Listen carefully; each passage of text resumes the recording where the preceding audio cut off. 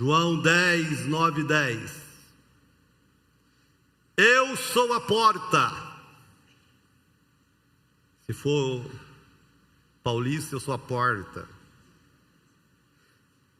Eu sou a porta. Se algum homem entrar por mim, ele será salvo, e entrará e sairá, e achará pastagens. O ladrão não vem senão para roubar, matar e destruir. Eu vim para que tenham vida e a tenham em abundância. Quantos podem dar uma glória a Deus? Pai amado, obrigado por essa hora, por esse momento, por essa oportunidade, por essa palavra. Meu Deus, que esse texto seja esse instrumento para o Senhor falar aos nossos corações essa noite. Essa é a minha oração, em nome de Jesus. Quantos podem dizer amém? O tempo passou, eu vou tentar ser breve, apesar que o culto todo foi Bíblia, né? Tudo é Bíblia, louvor é Bíblia, então eu vou tentar ser breve. Presta atenção, queridos, Deus, Ele é absoluto em tudo. Deus não é relativo, Deus é absoluto. Entenda esse conceito divino. A Bíblia diz que Deus fez os céus e a terra. Ele não participou da criação, ele não deu pitaco, ele fez, é absoluto. E essa forma absoluta de Deus se revelar, ela é tão profunda e tremenda, que uma certa vez, Deus se manifestou, apareceu a um homem chamado Moisés, e responsabilizou Moisés de libertar a nação de Israel, que era escrava no Egito. Se você não conhece essa passagem, vale a pena depois você pesquisar. O momento onde uma sarça, uma árvore, ela pega fogo no meio do deserto. Está lá Moisés apacentando um rebanho, ele vê a sarça pegando fogo, mas ele percebe que as folhas não queimavam, que a madeira não queimava. Aquilo chamou a atenção dele, ele foi até próximo à sarça. Chegando lá próximo, Deus fala com ele através daquela sarça pegando fogo. E fala com ele que, estou levantando você para ir até o Egito libertar meu povo. Moisés faz uma pergunta: quando eu chegar lá, que eu tiver que conversar com o faraó, o que eu vou falar com ele? Quem foi que me enviou? Qual foi a resposta de Deus? Diz que o eu sou te enviou. Como assim? O eu sou. Só isso, só. Ainda que ele se revele como de tantas formas, é o El Shaddai, o Elion, tantos nomes, mas ele é absoluto, ele é o eu sou, porque fora dele não existe nada nem ninguém, ele é único e absoluto. E uma coisa tremenda é que quando Jesus vem para revelar a pessoa do Pai para nós, para a humanidade, para nos fazer entender essa pessoa absoluta de Deus, Jesus também se apresenta como absoluto. Jesus nunca se apresenta como opção ou algo relativo, ele se apresenta como absoluto. Um exemplo: eu sou o caminho, a verdade e a vida. Ninguém vem ao Pai a não ser por mim. Pronto, absoluto. Enquanto a religião, as religiões dizem: existem muitos caminhos para Deus, Jesus não concorda. Para as religiões existem muitas verdades, cada uma tem a sua verdade. Então tem a verdade do católico, tem a verdade do espírita, tem a verdade do evangélico, tem a verdade do budista, tem a verdade, cada um tem a sua verdade. Jesus vem e diz assim: não, eu sou a verdade, não existe verdade fora de mim. Fora de mim tudo é mentira, porque eu sou a verdade, ele é absoluto. Eu sou a vida. Então existe um conceito aí que cada um tem a vida que quer, não é assim? Cada um tem a vida que quer, cada um vive como quer. Aí Jesus vem: não, eu sou a vida, fora de mim não tem vida. Fora de mim, tudo que parece ser vida é um engano, é morto. Eu sou a vida. Eu sou a água viva. Eu sou o pão vivo que desceu do céu. Então todas as vezes que ele fala a respeito dele, ele fala ele se apresenta como um Deus absoluto e que fora dele não existe alternativa. É muito importante a gente olhar para Jesus e entender Jesus como esse ser absoluto. Eu não creio num Jesus que é uma opção, não. Eu creio em Jesus porque ele é único. O que é opção é o seu time de futebol. Talvez dentro da política nós tenhamos essas opções. Mas no que diz respeito à revelação de Deus, é absoluto. Se você tem Jesus, você tem a revelação. Se você não tem Jesus, você está perdido no meio do caminho. Agora, olha o texto que eu li para você. O texto que eu li para você, ele mais uma vez se apresenta como o absoluto, e ele usa algo muito comum para nós, que é uma porta. Existem muitas portas. Existem portas até em nós. Não é verdade? É ou não é? Existem portas em nós. O que o Apocalipse diz? Eis que estou à porta e, se alguém ouvir a minha voz e abrir, eu entrarei e cearei com ele. Então existem portas até em nós. Mas ele aqui, ele diz, eu sou a porta. E ele se identifica como essa porta e longe ou independente dessa porta, qualquer outra porta não seria capaz de nos levar aonde só essa porta é capaz de levar. E ele fala da porta e mostra que tem algo atrás da porta. E é sobre esse algo atrás da porta que eu queria falar com você hoje. Tem algo atrás da porta. Eu acho que todo mundo já teve assim, medo de porta. Sim ou não? Ou você não lembra quando você era criança, que quando faltava energia ou apagava a luz do quarto, você tapava a cabeça e ficava olhando para a porta do guarda-roupa?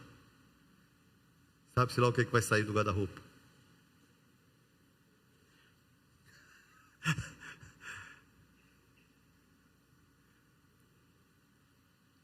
Ouviu um barulho lá fora, ficou olhando para a porta. O que tem atrás da porta?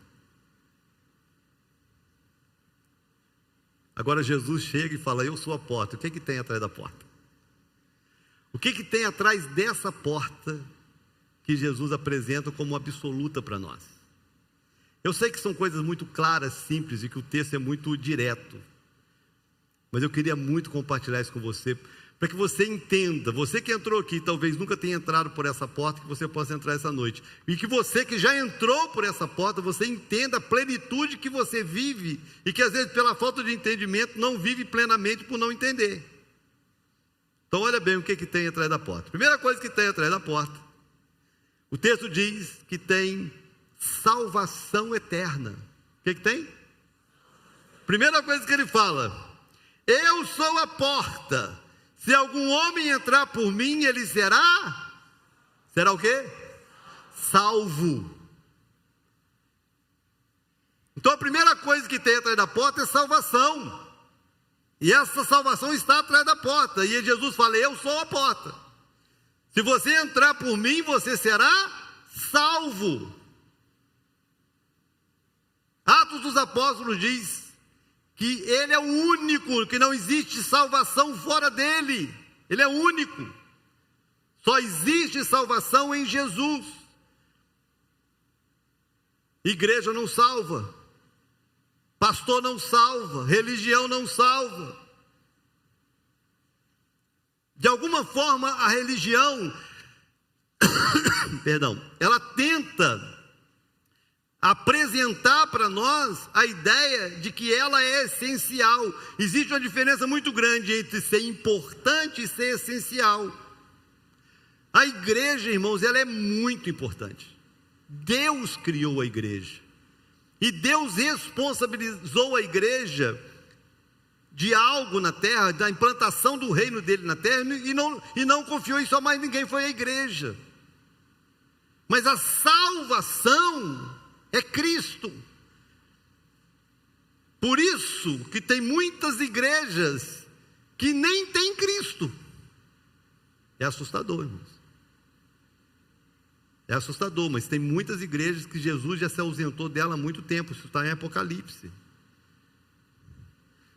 Tem um texto de Cantares de Salomão que me deixa assustado. Quando você lê Cantares de Salomão, que faz aquela analogia do noivo e da noiva, a noiva é a igreja, o noivo é Cristo.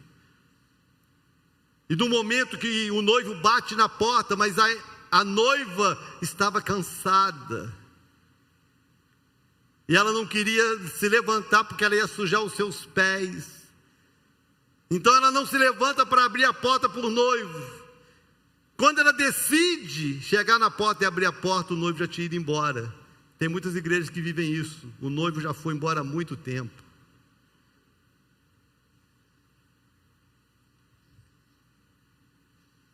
E a gente entender que é possível até ter igreja sem Cristo. Possível é ter Cristo sem igreja, porque nós somos o corpo dele. E a igreja ela é responsável em apresentar a porta, mas nunca ser a porta. Nós apresentamos a porta, nós direcionamos as pessoas à porta, mas a porta é Jesus. Eu sou a porta, disse ele. Então a primeira coisa que tem atrás da porta é a salvação. Não existe salvação sem Cristo. Não existe. João não salva, Pedro não salva, São Jorge não salva, Maria não salva, a igreja não salva. Quem salva é Cristo. Segunda coisa que tem atrás da porta, ele diz que tem a verdadeira libertação. Só Jesus tem a verdadeira libertação. Olha o que ele diz: eu sou a porta, se algum homem entrar por mim, ele será salvo, e entrará e sairá. Entrar e sair é o direito, é a liberdade que só Cristo dá. Existem umas ideias, né, de algumas pessoas, algumas ideias de liberdade que são muito interessantes. Aí a pessoa, ela se não, eu sou livre, eu faço da minha vida o que eu quiser. E em nome do seu livre e faço a minha vida o que eu quiser, ela entra por caminhos e por portas, em nome dessa liberdade, que não tem nada a ver com liberdade. Um exemplo, ela entra por uma porta de droga, um exemplo. E ela começa a usar droga, algum tipo de droga. E se você vai conversar com ela, ela diz que eu sou livre, eu faço da minha vida o que eu quiser. Não, se você fosse de fato livre, você viveria sem a droga. Porque ser livre é ter esse direito de entrar e sair. Quando você entra por uma porta que você não pode sair mais, você já deixou de ser livre. E tem muita gente que entrou por muitas portas, em nome dessa liberdade, e hoje não consegue mais sair dela. São vícios, são cadeias, são mentiras, são dívidas. Mas Jesus é a porta que traz libertação. Ele disse: e conhecereis a verdade, e a verdade vos libertará. Se, pois, o Filho vos libertar, verdadeiramente sereis livres. Não existe liberdade fora de Cristo. Não existe libertação fora de Cristo. Qualquer libertação ou qualquer propaganda de liberdade fora de Jesus é uma algema disfarçada, porque Ele é a liberdade. Terceira coisa que tem atrás da porta, tem provisão. E ele diz: eu sou a porta, se algum homem entrar por mim, ele será salvo, e entrará e sairá, e achará pastagens. Agora é muito importante eu entender pastagens, porque ele está falando da porta das ovelhas, que precisam de espaço, que precisam de alimento, precisam do sustento. Mas se tratando dele, entender a amplitude ou a profundidade dessa pastagem. O ser humano, irmãos, ele precisa de algumas coisas que são básicas para ele viver. Ele precisa de luz. Nós não conseguimos existir sem luz. Nós precisamos de água. Tem como o ser biológico viver sem água? Nós precisamos do ar. Tem como a gente viver sem ar? Nós precisamos de alimentos, senão o nosso corpo esmorece, precisamos nos alimentar. Então são algumas coisas que são básicas para a vida biológica. Agora, quando Jesus está tratando de ovelha, e é Ele que leva a esse sustento, a coisa se torna muito mais abrangente, porque nós não somos só biológicos. Nós temos uma alma, que também precisa de sustento. Nós temos um espírito, que também precisa de sustento. E é por isso que tem muita gente que tem uma mesa farta e um coração depressivo. Não sei se você já percebeu, mas as estatísticas nos assustam. O maior índice de suicídio está na classe média alta. O maior índice de pessoas depressivas, inclusive entre crianças, está na classe média alta. Você não vai ver aquelas crianças africanas cheias de remela no nariz, com depressão, correndo atrás de uma bola, que nem a bola chutando um coco. Você não ouve falar de depressão na África. Sabe por quê? Eles não têm o que comer, comendo barro para viver. Porque não tem não tem esse acúmulo de ofertas, de coisas que se fazem necessárias, mas que na verdade não são necessárias. Nós transformamos determinadas necessidades em essenciais, mas que as gerações passadas viveram sem elas, sem problema. Tem adolescente depressivo porque quer um iPhone 14 e o pai não quer dar. Tem gente que pergunta, como é que vocês conseguiram viver sem telefone? Para quem não sabe, a turma mais nova, esse tal de telefone celular, isso tem, eu vou falar, 25 anos. Até os meus 30 anos de idade, ninguém tinha telefone celular. Eu passei a minha infância, adolescência, juventude e a primeira parte da minha vida adulta sem telefone celular. E eu não era depressivo. E isso nem me fazia falta. E a vida nem era menos vida. Então as pessoas, elas vão criando uma dependência de coisas que não são essenciais para elas. E na busca dessas coisas, elas vão sempre se sentindo vazias, porque nada vai te preencher. Ou você não percebeu que é assim? O tal, irmãos, do marketing é uma coisa doida, né? O tal do marketing é uma doideira. Porque faz uma propaganda, já que eu estou falando de telefone, vou falar do telefone. Faz a propaganda do telefone, porque tem tela de retina, porque tem uma câmera que tira foto assim, que tira foto assado, que a maioria das pessoas nem sabe usar.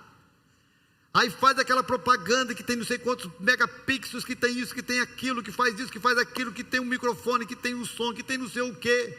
A maioria das pessoas não usa nem 15% da capacidade do seu celular. Mas faz aquela propaganda toda, aí a pessoa coloca assim, eu preciso disso. Precisa mesmo? Não, não precisa. Época da Copa do Mundo. É o período que mais se vende televisão no Brasil e no mundo. Porque tem aquele LED 8. Dessa finurinha assim, ó. O som é não sei o quê. Parece que o Neymar está dentro da sua sala.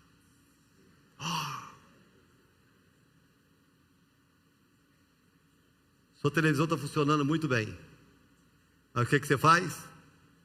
Eu preciso disso. Precisa não. Não, você não precisa. Você quer, mas você não precisa. Mas a ideia é fazer com que você crie uma necessidade de algo que você não precisa, que você vive sem. mas gera em você tanto esse desejo de ter, que você transforma o desejo em uma necessidade. Isso tem feito com que que a gente desenvolva uma geração sempre vazia, sempre insatisfeita, porque por mais que ela tenha, sempre vai ter algo que ela não tem e que ela quer. Por isso que na África não tem esse problema de depressão, porque eles não querem nada, eles não conhecem nada, não tem nada. Então tudo está bom. Mas nesse mercado ocidental, as ofertas são tão grandes que aquilo que é um desejo vira uma necessidade sem ser necessidade. Aí Jesus vem e fala na futilidade da vida, onde as pessoas estão querendo se encontrar e se completar e se preencher tendo coisas. Sem Jesus não existe sustento que te basta. E é muito importante nós cristãos entendermos e olharmos para Jesus dessa forma, para que a gente não vire essa geração fútil, que vive em função de ter, e que se não tem está triste. Se o pai não comprar o vestido, ou a mãe não der o tênis, está triste. Vou morrer. Onde na verdade, irmãos, a única coisa que deveria nos deixar tristes e até depressivos é a ausência de Jesus. A ausência, eu entendo uma pessoa que não tem Jesus ser depressivo, porque ela não tem o sustento que ela precisa para viver. A alma dela não tem o sustento que ela precisa para viver. O espírito dela não tem o sustento que ela precisa para viver. Porque só essa porta me leva aos pastos verdejantes. Só essa porta, só atrás dela que tem os pastos necessários e essenciais para a vida. É atrás da porta. Se eu passo por Jesus, o sustento do outro lado está garantido. É por isso que você vai ver também, no meio de uma geração tão fútil, você vai ver um monte de pessoas que não tem o que você tem mais feliz do que você. Não tem o carro que você tem, mas é mais feliz do que você. Não tem a casa que você tem, mas é mais feliz do que você. Porque ele entendeu que Jesus é o suficiente para ele. Passar por essa porta é ser sustentado pela essência da vida. Posso ouvir um amém? E quarta coisa que tem atrás da porta, o verso 10, é a vida abundante. Eu amo esse texto, irmãos, porque o texto diz que o ladrão, ele veio senão, o ladrão só faz isso. O ladrão veio senão para roubar, matar e destruir. Eu nunca vou entender uma pessoa que vota um ladrão sendo crente, porque ele veio senão para roubar, matar e destruir.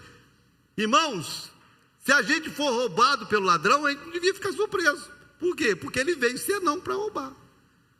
O ladrão existe para roubar.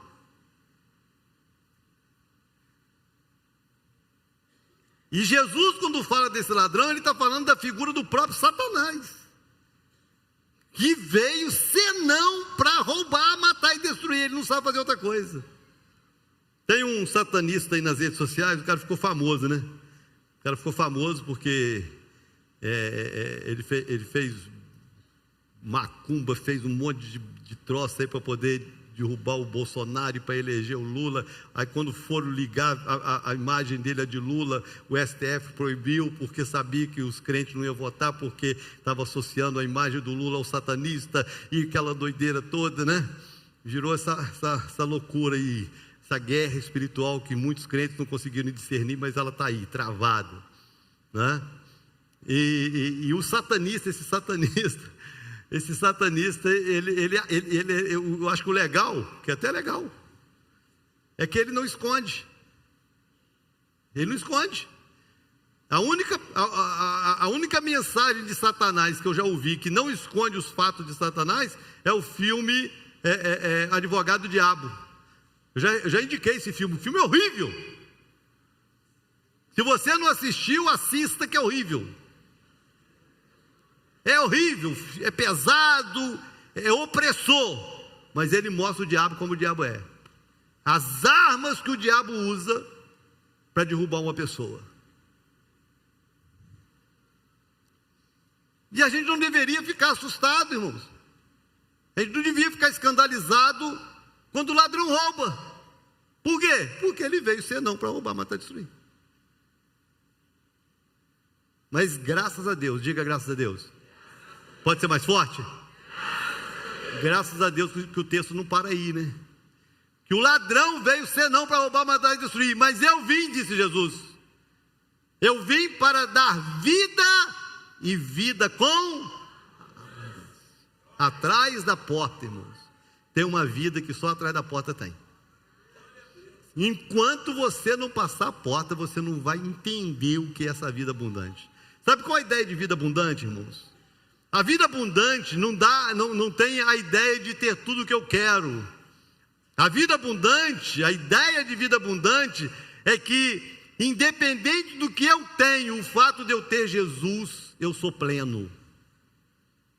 Isso é vida abundante. É ser tão pleno, que quando você olha para o que você é, você percebe que o que Deus fez em você, o que você se tornou nele, é suficiente para você. Não existe plenitude longe de Deus, irmãos. Não existe plenitude de vida sem Cristo. E é muito importante a gente entender Cristo, é muito importante a gente entender a revelação da palavra, para que a gente não seja engodado por essas ideias malignas, perversas, de comércio, de ter, de status, de imagem, que tanto nos é vendida todos os dias.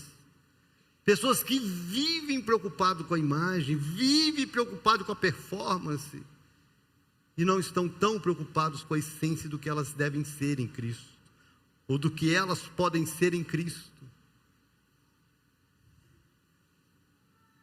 O que me assusta às vezes, irmãos, são pessoas dentro da igreja, que estão sendo roubadas, assassinadas, destruídas pelo diabo, porque ainda não entenderam que atrás da porta tem uma vida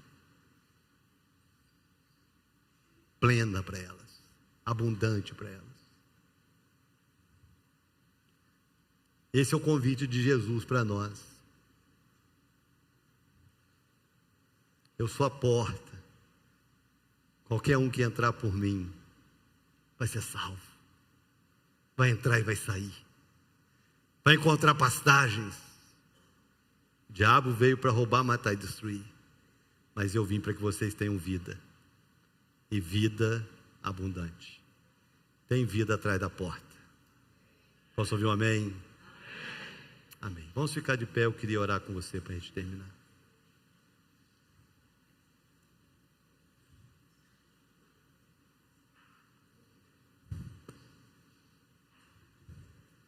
Se você ainda vem buscando